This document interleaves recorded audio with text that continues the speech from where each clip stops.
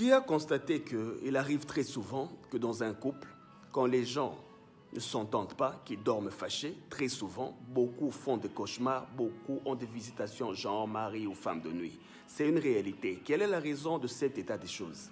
Il est écrit quelque part qu'il n'est pas bien de laisser une colère traverser toute une nuit. Il est écrit quelque part dans la Bible. C'est aussi une évidence spirituelle et une réalité métaphysique. Quand on dort fâché entre mari et femme, conjoint partenaire, on dort divorcé spirituellement. C'est ça la réalité. Quand on dort fâché, on dort divorcé. Premièrement, pourquoi? Parce qu'on n'honore pas les principes ou les lois de notre Dieu. Et cela fait que le lit conjugal n'est plus légitimé et de ce fait n'est plus sécurisé. Métaphysiquement, il est à considérer comme deux sont plus forts que un.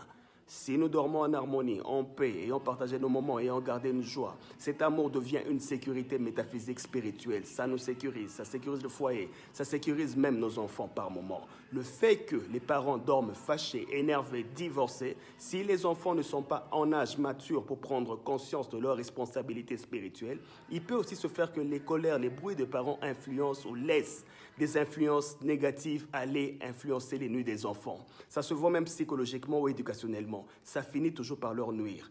Donc, les raisons spirituelles font que les sorciers profitent de la colère, des disputes, pendant que nous sommes dans notre monde conscient. Et au repos, dans notre monde inconscient, on est en insécurité parce que la colère, les disputes, laissent le lit conjugal à la portée des énergies négatives, donc de la sorcellerie, des envoûtements, des parasitages. Ça nuit même au foyer, c'est une réalité. Quand on dort fâché, quand on dort énervé dans le foyer, on dort divorcé. À force, ça va finir même par se matérialiser physiquement dans notre réalité. Prudence et conscience.